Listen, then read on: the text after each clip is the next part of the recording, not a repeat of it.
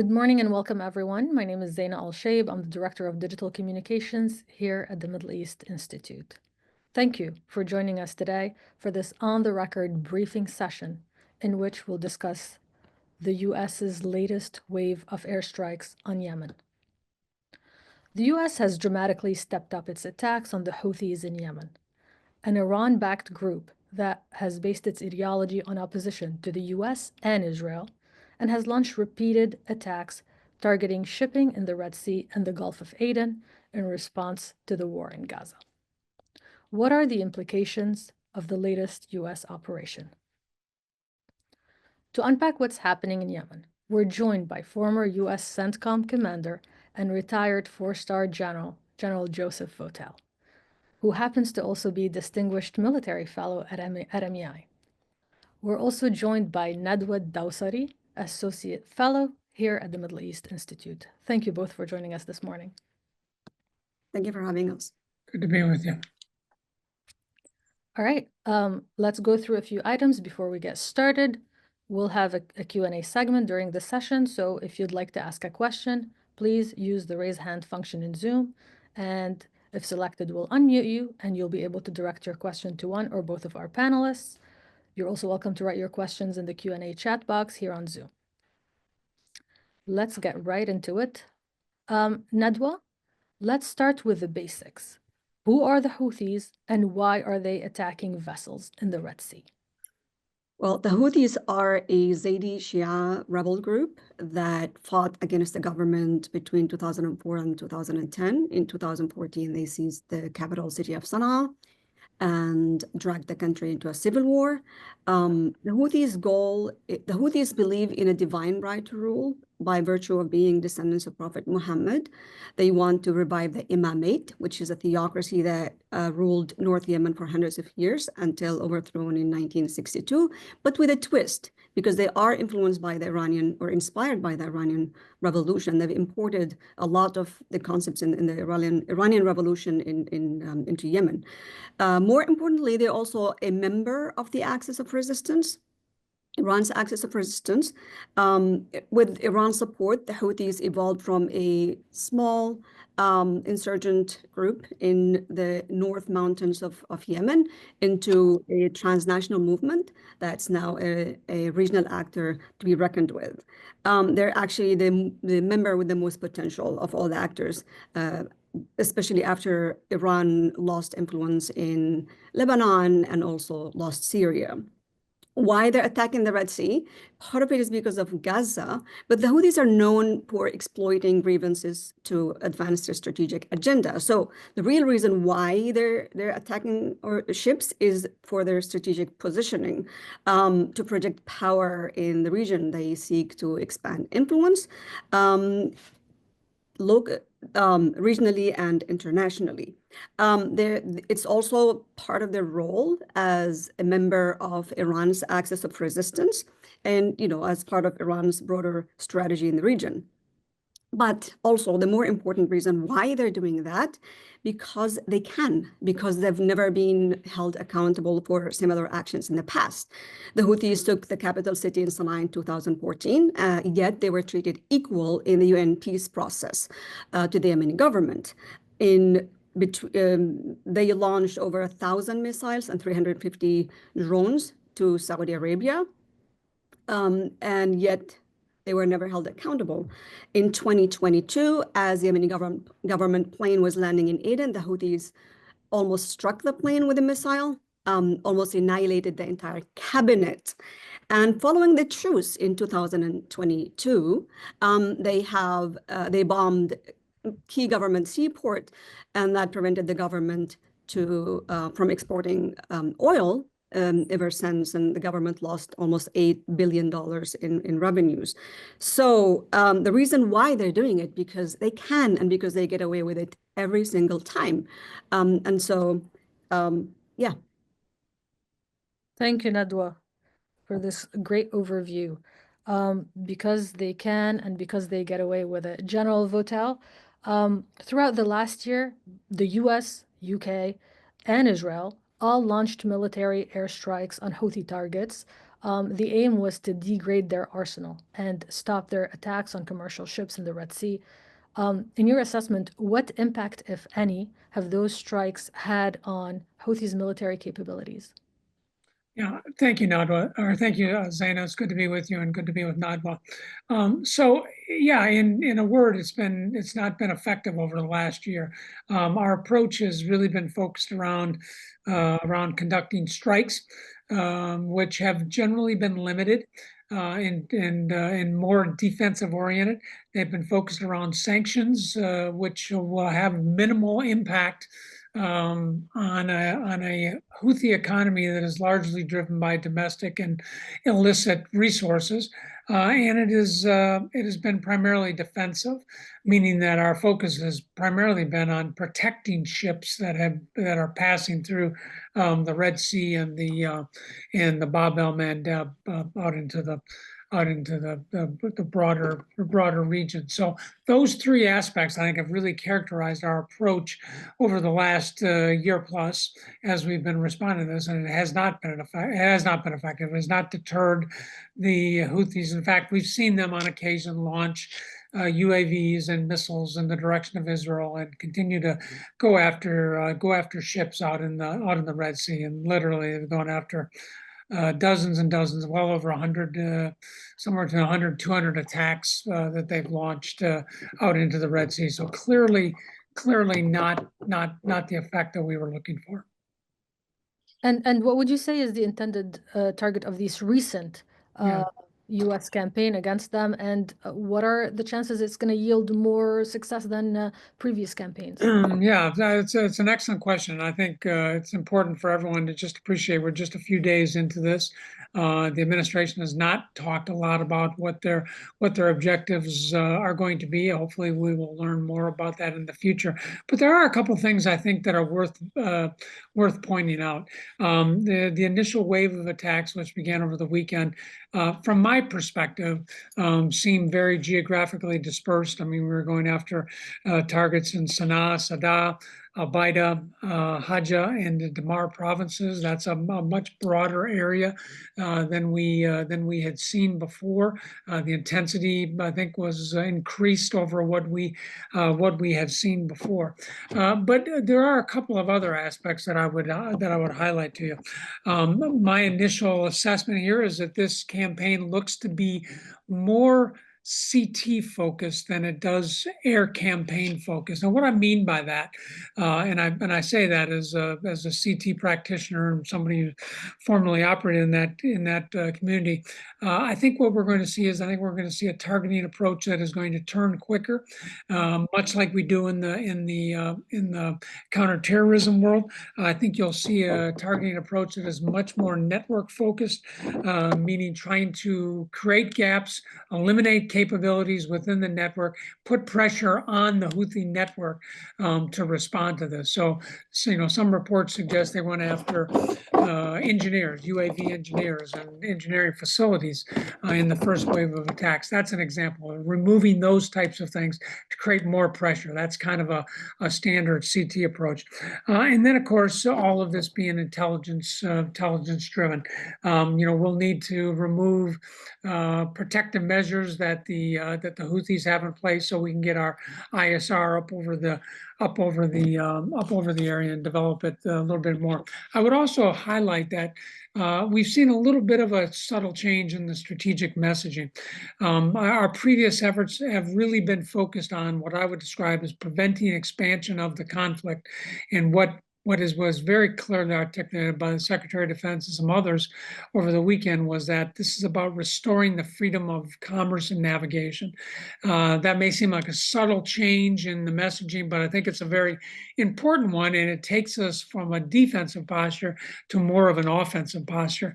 And we've also, I think, another difference that we've seen is we've seen much more of the public narrative about holding Iran responsible responsible. I think that is absolutely critical to this. There's been some reluctance, I think, in the past to do that, but that reluctance seems to have abated here over the weekend, and seems to be very clear that the president is very clearly sending a message to Iran with this, and intends to hold them accountable.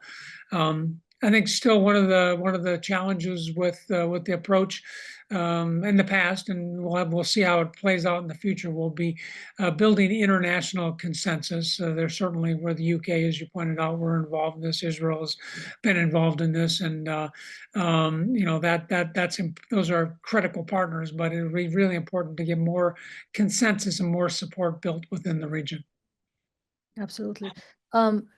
They have, like you just mentioned, they have proven to be more resilient. They're very adaptable as a group. What will it take to just end their threat once and for all? Well, I think ultimately, when you go after an adversary, you have to hold something that they value at risk. And, I think what they value is their control over, the western quarter to third of the country, and so an approach has to include not only the military means, but we also have to insert levers here that will hold things, put them at risk of their leadership in Yemen. So ultimately, I think we have to do things like that. There are a variety of things that can be done. Those take a little bit more time, and certainly more resources and more partners to do. But ultimately, we have to put something at risk for the Houthis. So far, we haven't done that. They've got deep magazines. They've got lots of resources. They've been well supplied by Iran and perhaps others in this. And so just removing capabilities hasn't done it. And we should also appreciate that they've learned a lot over the last 7, 8, 9 years during their war with the Saudi-led coalition. They learned a lot about protecting their resources, protecting their assets, so that they can live to fight another day. Thank you, sir. Nadwa, how would you assess the international community's response to the Houthis' consolidation of power in northwestern Yemen? Efforts to defeat them or degrade them or deter the group, as we just mentioned, have fallen short. What's missing? I think efforts have been focused mainly on containment, on defense, just defensive. I agree with what General Votel said. But the problem with the international community over the past 10 years that they've been looking at the Houthi threat in isolation from the situation inside Yemen. The military balance is in favor of the Houthis. The peace process has inadvertently helped the Houthis because it kept pressuring the Yemeni government to de-escalate while the Houthis continued to escalate, with total impunity. Even with the airstrikes, as the Houthis, as the U.S. forces were targeting Houthis or Houthi weapon facilities last year, the Houthis continued to receive weapons. They continued to replenish their stockpile. So I'll give you an example. Between November 2023 and June last year, 15 ships, according to the Yemeni government records, and 6 according to UN records, 15 ships sailed from Bandar Abbas in Iran and docked in Hodeidah and Salif seaports, and they were not inspected. So they were carrying weapons and fuel, probably. So the problem is that, as long as the Houthis control territory, then they have the advantage, and they can survive, because Houthis don't care about death. They don't care about civilian population. They don't care about destruction. This is a group that's driven by ideology, and death for them and suffering is necessary for the greater good and to reach their long-term goal. They think long-term. The problem also is that the Yemeni government has been sidelined throughout this conflict. Every effort to counter the Houthis has ignored the Yemeni government. when it should partner with the Yemeni government. But again, as long as the Houthis control territory, they will continue to receive weapons. They've gotten really creative in how to receive smuggled weapons. They are now partnering with Al-Shabaab and ISIS and Somali pirates. So they're several steps ahead of everybody. And so as long as the military balance on the ground is in favor of the Houthis, which it is, the Houthis will continue to be a strategic threat, and airstrikes are going to only slow down, not diminish their threat. Speaking of the Yemeni civilians, what do they do? What do the Houthis do to garner support among the general Yemeni population? And what will these developments, these airstrikes, what will their societal impact be on their recruitment mechanisms? Yeah, unlike the perception, the Houthis are not very popular in Yemen. I know you see the rallies every Friday with the Houthi propaganda, but most of these people are government workers or civilians that have been forced to go and attend these rallies. There are signing sheets for people to go. And there are supervisors, Houthi supervisors at a neighborhood level. If you don't go, you don't receive your food aid basket. If you don't go, you don't receive your stipend, your occasional stipend. If you don't go, you don't receive your cooking gas canister. So they have ways to force people to go out and show, support. They're not very popular. It's not really the case. But what the Houthis have been focused on, which I think is much more serious and many people don't pay attention to, even though they're not very popular among the Yemeni population, they're trying to indoctrinate the children. They're trying to create a new generation that believes in their ideology. They've made changes to the curriculum, 500 changes to the curriculum to instill their ideology. And they also have summer camps. Last year, they trained 1.1 million girls and boys in these summer camps. They go away, they stay away for weeks or months at a time, and they're isolated from their families, and they're just being, taught the Houthis' ideology. So, including fighting, by the way. So the Houthis are focused on the long term. They're focused on militarizing the population, and they use everything that they can exploit to make that happen. And so what these airstrikes would do, and my fear is that it will give the Houthis the excuse to repress the population even more. We've seen last year that the Houthis rounded up dozens of humanitarian workers, INGO staff, local NGO staff, and accused them of espionage on behalf of the CIA and the Mossad, and that was because of the airstrikes.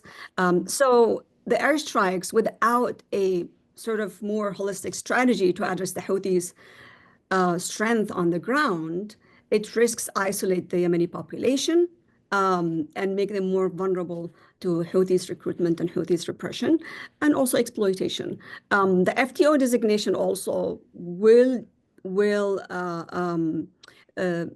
contribute to the deteriorating humanitarian situation, and so people will get more impoverished, and they will be easier to recruit and exploit. And so we need to be more strategic in order to address this issue. Are there any concerns that this could restart the Yemeni civil war, Nadwa?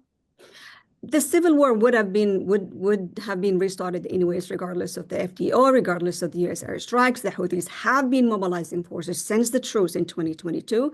They have been trying to take Marib. The Houthis' vision is to take all Yemen, and this is something they've explicitly expressed time and again. I don't know why people don't believe them. And not only that, the Houthis' goal is to expand into Mecca and Medina. They are transnational, and they believe now, especially after the Red Sea attacks and sort of the regional posturing, they believe they now are the leaders of the Islamic Ummah. You hear that in their leaders' speech, in their rhetoric. And so this is a group that believe they're destined for victory, and that they're destined to be the leaders of the Islamic Ummah and to expand Islam throughout the world. All right. All right, let's open up the floor to questions for attendees on the line, and then we'll go back and touch on the Houthis' alliances and pragmatism. So if you have any questions, as I mentioned, please type them in the Q&A chat box here on Zoom, or use the raise hand function, and we will unmute you, and we will try to get to as many as possible. General Votel, I have a question for you from Tom O'Connor from Newsweek. Tom says, what might be the logistical and economic impact of a large-scale U.S. military campaign against Yemen and or Iran, given the proximity of these two nations to crucial maritime trade corridors, such as Bab el-Mandeb and the Strait of Hormuz, and how might adversaries seek to raise the cost of such a campaign for the U.S.? Yeah, thanks. It's a great question. I mean, I think some of the significant long-term implications of a sustained campaign here is that we will need to retain some of our maritime resources in the region. I think the Truman is there right now, at least that's what the reporting indicates. We've got aircraft coming off of that, and then probably the supporting ships in that carrier strike group that are there. So, first and foremost, it will require us to continue to sustain a level of military effort in the region that will come at the cost of other things that we want to do, whether it's focus on the Pacific or other priorities that the administration has.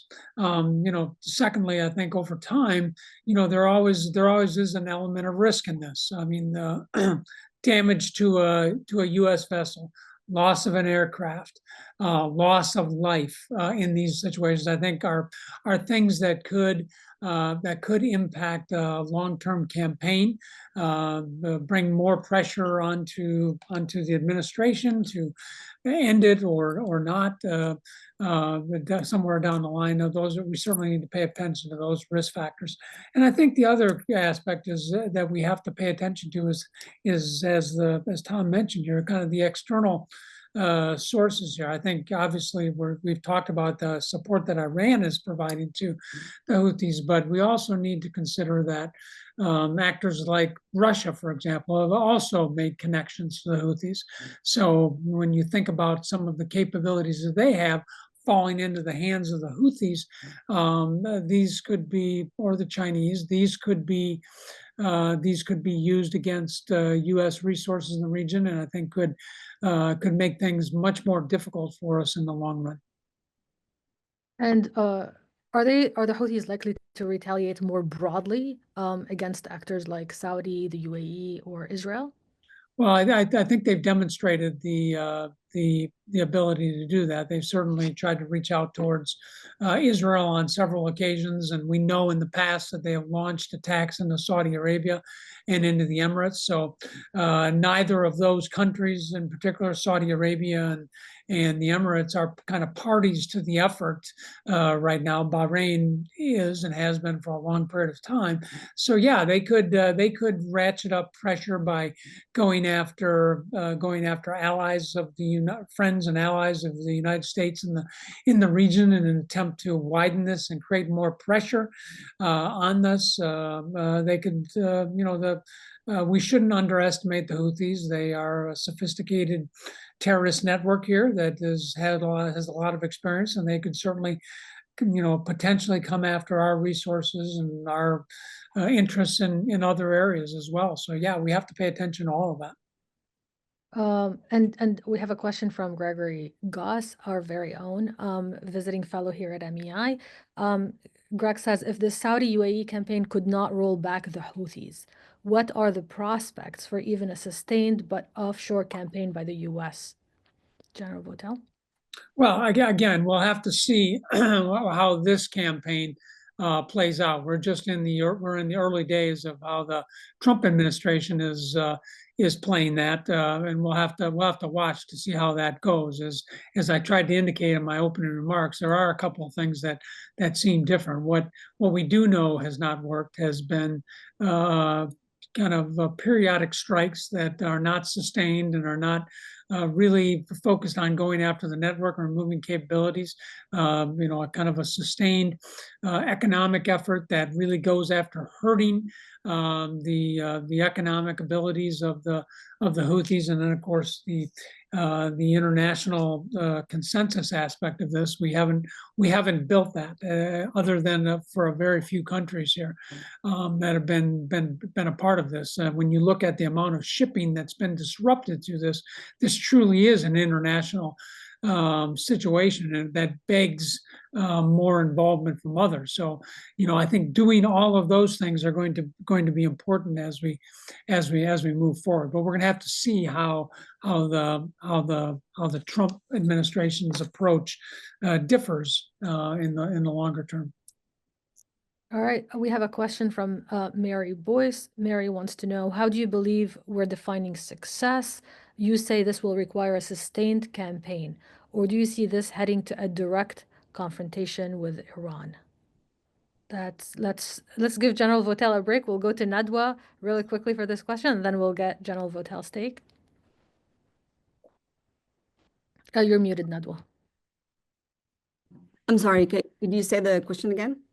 How are we defining success? And we said this will require a sustained campaign. Do we see this heading into a confrontation with Iran? I think it's a possibility, but I think when we talk about the Houthis, we shouldn't always bring Iran, because the Houthis are an immediate threat to the region, especially that the priority is to end their campaign in the Red Sea. But what I want to say is that it doesn't matter how many airstrikes we launch against the Houthis. This air campaign can sustain. It could kill Houthi leaders. It could kill the Houthi leader himself. That's not going to end the group. Again, the group can replenish its stockpile. It can survive. It can adapt, and it can come back again. 10 years down the road. Their leader was killed by the government in 2004, and he's still the inspiration of the group. So let that sink in. I think the definition of success is to weaken the Houthis militarily on the ground, build that leverage over them. The Houthis are not going to end their campaign in the Red Sea. They're not going to give up their ambition to take all over Yemen and become a regional player in a negative way, unless they feel threatened in their own homes. And so the definition of success is to reclaim territory from the Houthis, and that can only be done by working with the Yemeni government, which is a U.S. ally, by the way. I would just add to this, really from a military standpoint, I think the definition of success, I think is, and again, we need to learn more on what the administration thinks about this, but I think it is about stopping attacks on shipping and ships that go through the Red Sea, the Bab el-Mandeb, and through that normal transit. I think that has to stop. And I think, another condition is that the flow of commerce and navigation needs to return to its, pre-October 23 levels of movement through the region. Those are two things that can be looked at, can certainly be measured. I think it's important, again, to highlight, Mary, that the administration has, in its own messaging, has been very clear about restoring freedom of navigation, the free flow of commerce to the region, which is a more offensive, I think, a more offensive-oriented message than some of our previous messaging has been. But I think those are kind of the primary things I would certainly be looking for in trying to measure success in this particular campaign. Whether this leads to a confrontation with Iran or not, I don't know that anybody is necessarily looking for that. I don't think the administration is jonesing for a fight with Iran, but they're clearly trying to put more pressure on Iran Whether this is linked into a broader strategy of trying to bring them back to the table around the nuclear weapons program and some other issues that we would like to discuss with them. I think that kind of remains to be seen. That's beyond me to kind of articulate at this standpoint. But yeah, I think there certainly are some potential confrontations with Iran over this. I don't think that's what we're interested in, though. Although I do think we are trying to put more pressure on Iran to put more pressure on the Houthis. All right. Nadwa, I have a question for you from Luke Zekedis. Some argue that the U.S. should drastically increase support for proxies, whether it be Yemen government or others, as the best solution to diminish Houthi power. Do you view this path as still viable? I want to mention one thing about Iran. I don't think Iran will sacrifice itself for the Houthis.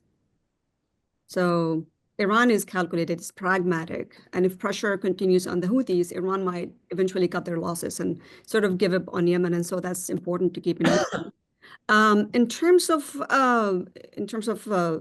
Luke's question, the Yemeni government is not a U.S. proxy.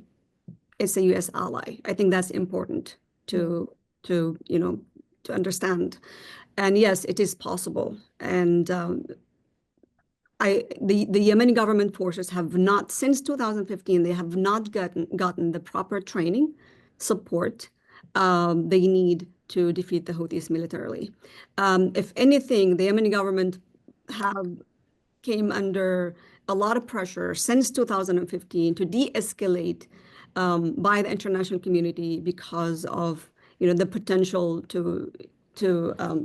or the humanitarian situation, but also because of the civilian casualties that were caused by the Saudi-led coalition's airstrikes. The problem with that is that the Yemeni government has been forced to be on the defensive completely since 2018. But the problem is that the Houthis exploited that to regroup and expand militarily. And so when you put pressure on Yemeni government and then the forces are on the defensive while the Houthis continue to expand, you tip the scale in favor of the Houthis militarily and politically. And so, yes, it's still possible, but it needs a sustained effort. Again, we need to work with the Yemeni government to train the forces, to provide them with what they need, equipment, arms, and then help them defeat the Houthis. And we can't just do this for a month or two, or we can't just do this for the Yemeni government to reclaim control over Hodeidah seaport, for example. That's not enough.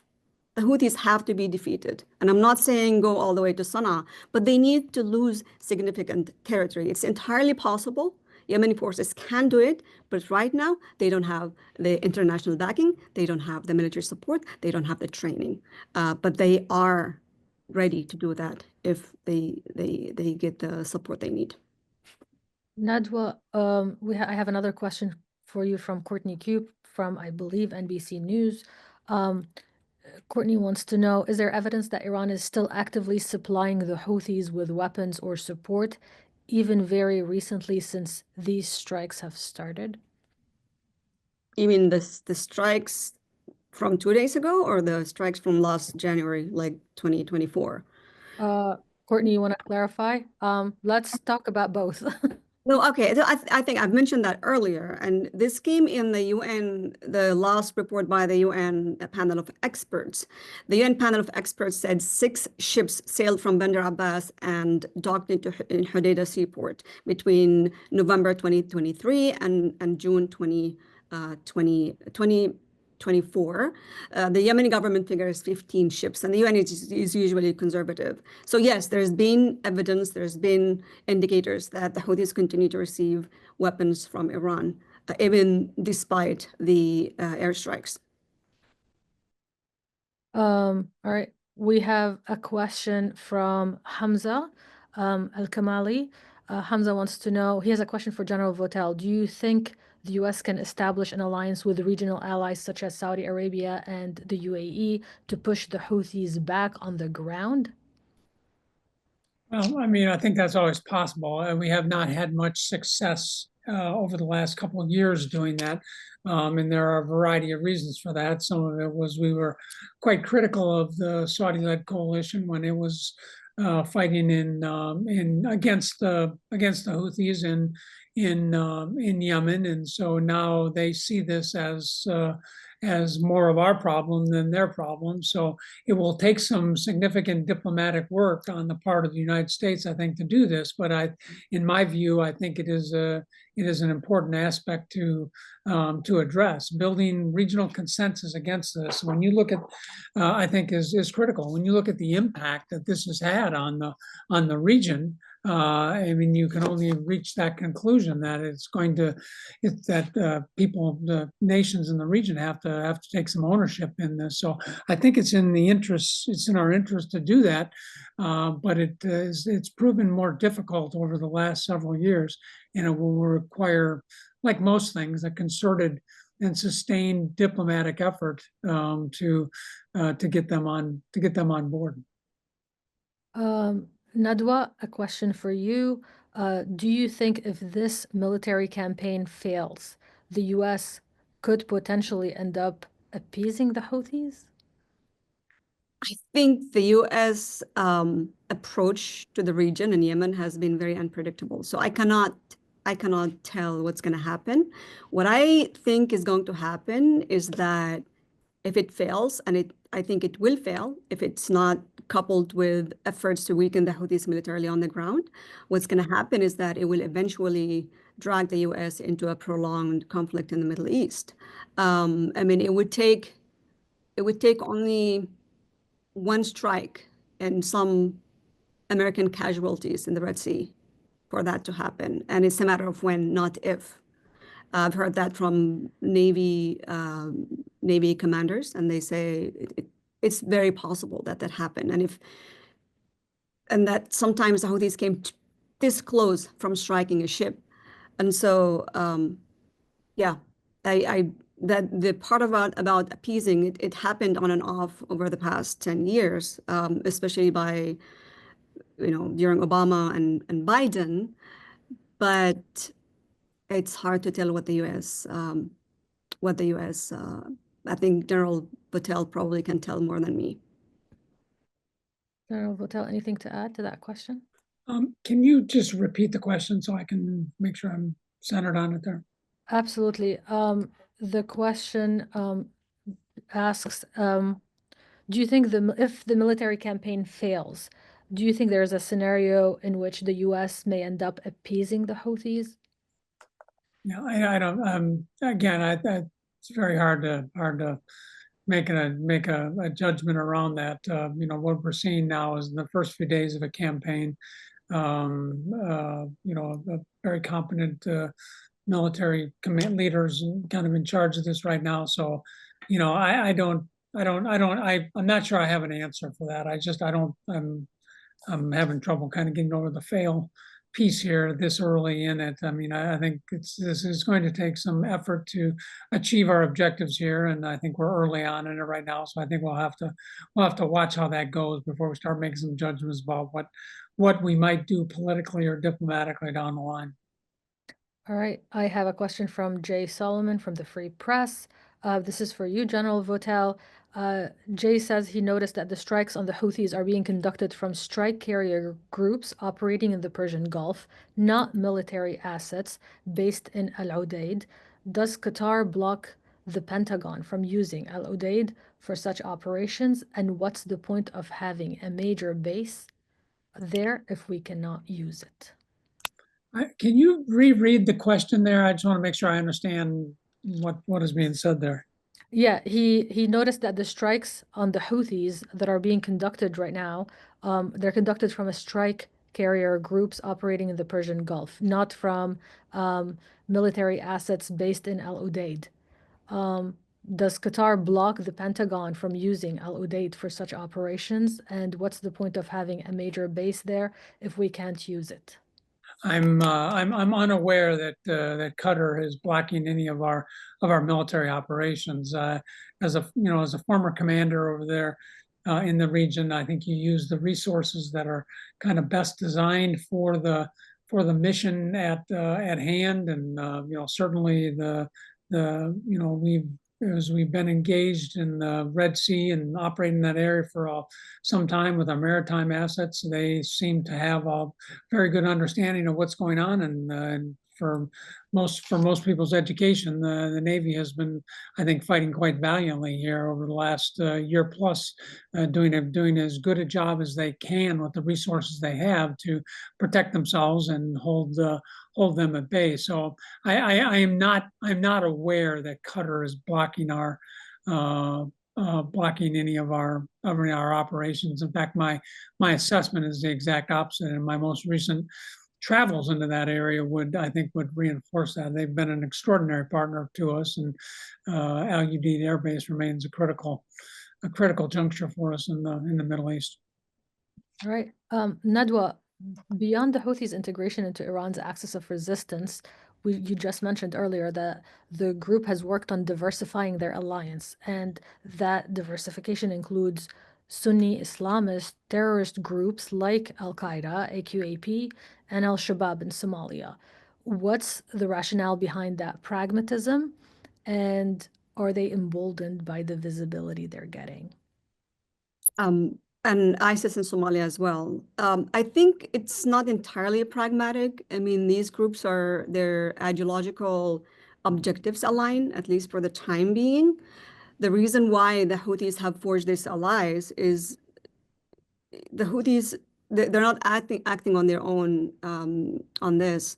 The IRGC are involved. In 2023, Saif al-Adel, who's the de facto Al-Qaeda leader, and he lives in Iran, agreed with the IRGC that they will forge a strategic alliance with Yemen and Syria being the testing ground. And the goal is to work with Al-Qaeda to target Western interests and U.S. interests in the region, and allies also in the region. But the alliance with Al-Shabaab and ISIS and Somali pirates are to help the Houthis and Iran by default expand into the Red Sea.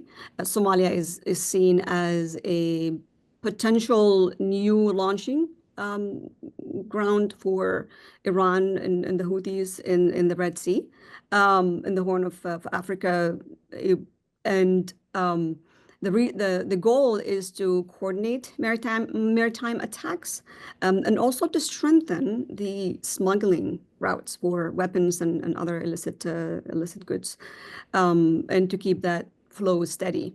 And so this is a strategic alliance, and the goal is expanding influence and draining the West in the Red Sea. All right. We have a question from Eleonora Ardemagni. I thoroughly enjoy reading Eleonora's articles. She has a question for Nadwa.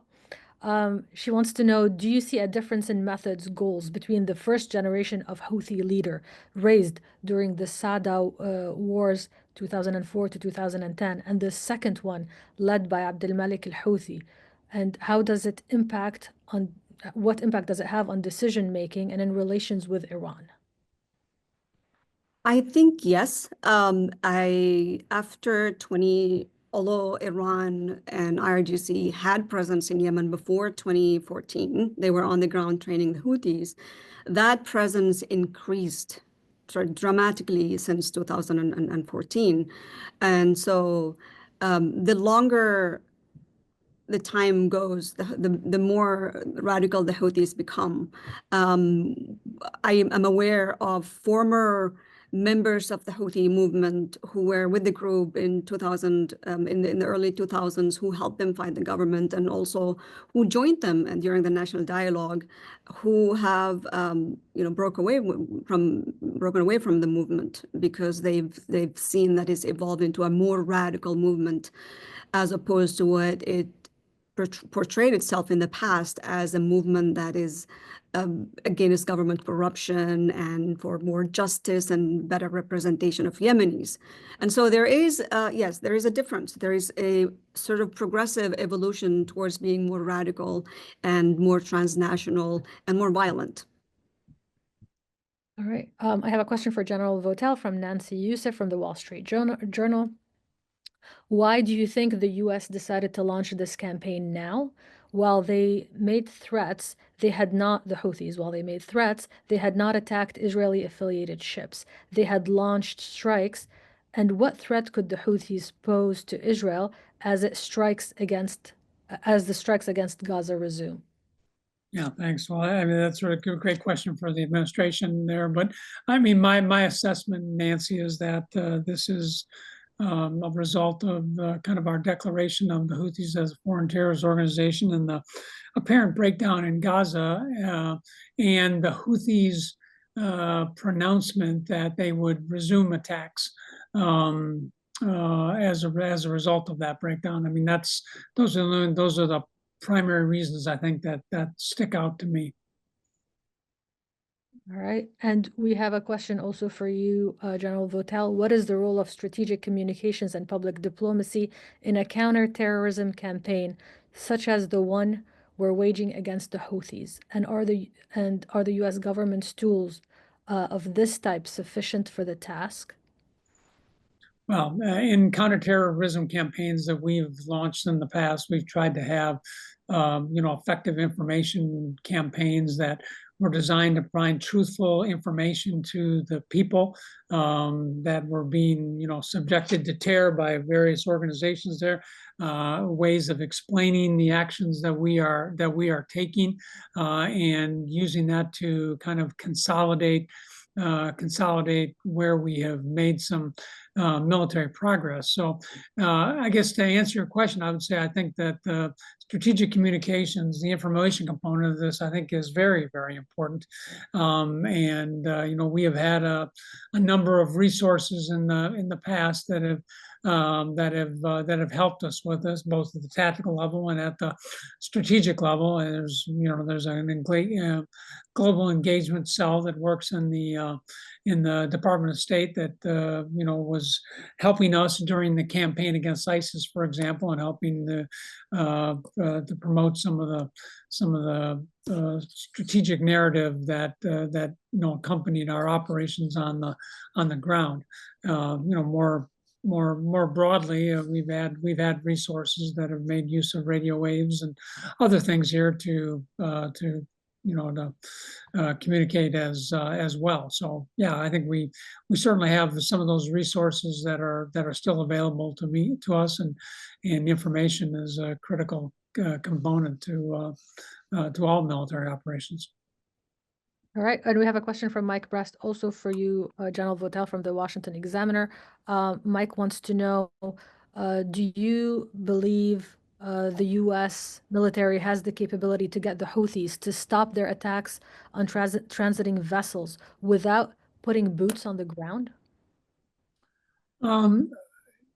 Yes, I do. I think we can. Again, we're going to have to see how this campaign evolves here, Mike. But yeah, I think we've, in my experience, we've had some success with the use of kind of targeted operations, very carefully managed within a counterterrorism targeting cycle here that can create some impacts on the ground and change decision making of our adversaries on the ground quite well.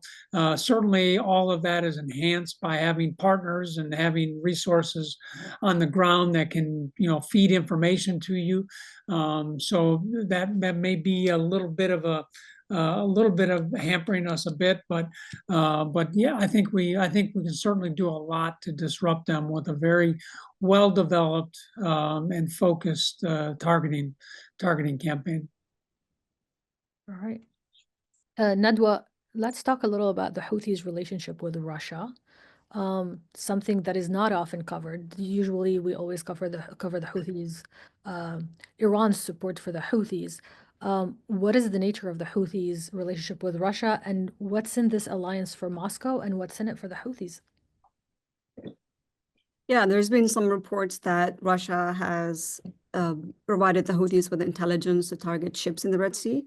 There has been some reports that there are Russian operatives on the ground helping the Houthis.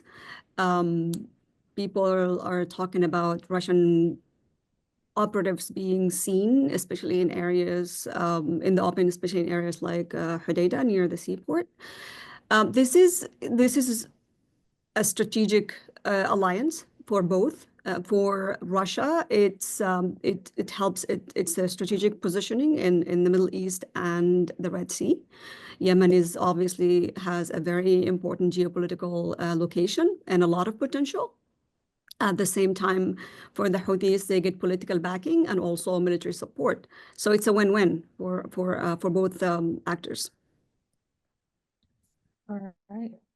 I have another question for you, Nadwa, from Greg Goss. Any military campaign needs a political objective at its end. Is the proposal for a confederal Yemen put together by the National Dialogue Conference convened after the fall of the Saleh regime still a realistic option for a political end state? I can't answer that question. Much has happened since the national dialogue, but there is a lot of the results of the national dialogue are still relevant and they can be built upon. But I think once the war ends and the Yemeni government reclaims control over territory from the Houthis, I think there will need to be a serious dialogue between the parties involved, the different actors, on the way forward. I can't say if federalism or confederalism is the right choice, but that's something that's up to Yemenis to decide in the aftermath. General Votel, another question from Courtney. Can you say more about holding something the Houthis value at risk? How could the U.S. do that specifically? And she knows it's only been a few days, but do you believe the current offensive is putting something the Houthis value at risk and could be effective? Well, yeah, thanks. It's a great question, Courtney. So, just looking at what we've seen, I mean, they're with, I think, kind of a careful targeting approach here, going after removing, for example, engineering capabilities or engineers that are critical for the development of their systems. That's kind of an example of this. Certainly, sending signals to Iran, who has been the principal benefactor for the Houthis, is another aspect of putting something potentially at risk. And as Nadwa highlighted a little bit earlier, I think as we think about other approaches, there is a Yemeni government that we recognize that has forces, has capabilities, and one of the things that could be done would be enabling them. This doesn't necessarily mean that we have to go on the ground and do it ourselves. We have exquisite capabilities can go in and train, can go in and prepare, can go in and equip these teams, and they can go in and do the work and put pressure on the regime in places like Sana'a. I think what the Houthis value, I think, is their current control over the what is arguably the most important part of Yemen right now, which has been this western portion right now, where most of the population is, most of the major ports and other things are. Certainly not all of it. There's a lot more to Yemen than just that. But this is value, and I think doing things that begin to undermine that and put that at risk, their control of this area, I think, is what I'm referring to. All right, one more question for you, General Votel. Do you have concerns about mission creep in Yemen at a time when the U.S. carrier fleet and air defenses have been under strain of repeat deployments? Well, I don't think I have concern about this, but I don't think it's newly found concern. I mean, we have a finite amount of resources. We have interests in many different areas.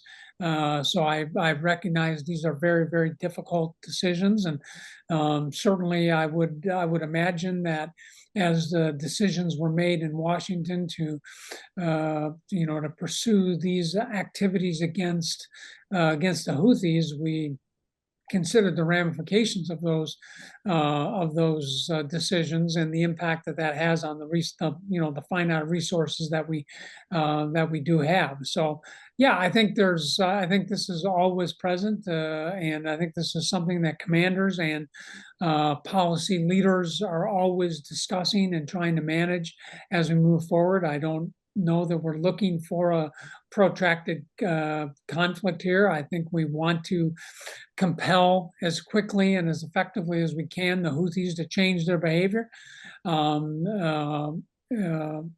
And that will have some implications on resources long term. So yeah, I think this could potentially exacerbate it, but I'm sure these are considerations that are being discussed, within the appropriate chains of command. And Jared also wants to know, is Yemen a conflict the U.S. can simply walk away from if CENTCOM begins backing local forces on the ground and they fail to dislodge the Houthis? I don't know. I mean, again, this will be a function of what our policy objectives are. For the principal policy objective that's been cited here has been the freedom of navigation and commerce through international waters. That's been a long-standing national security interest of the United States. It's been one of the principal reasons why we have deployed forces into the region. It's why we have the Fifth Fleet there. It's why we have Al-Udeid Air Base, in addition to other things we do. But it's a principal interest that we have. If that's no longer an interest of us, then we make some other decisions. That's not my. I can't and won't make that judgment. Just creating partners, I think, does not necessarily alleviate us of the responsibility of continuing to support those partners as they move forward to accomplish the missions that we try to train and equip them for, if it comes to that particular direction here. So I think we do have some sustainment things. I haven't heard that we're trying to walk away from this right now. All right, Nadwa, I have a question for you from David Ottawa. David wants to know, is the UAE still supporting the Southern secessionist movement? I don't know if the UAE supports this. Well, they do support the STC, yes, the Southern Transitional Council. They also support various Southern forces. I don't know if the UAE supports the secession of South Yemen per se. Certainly, their public statements suggest otherwise. All right. We have a question from Hisham Al-Maqdashi. Hisham, you can unmute yourself to ask your question.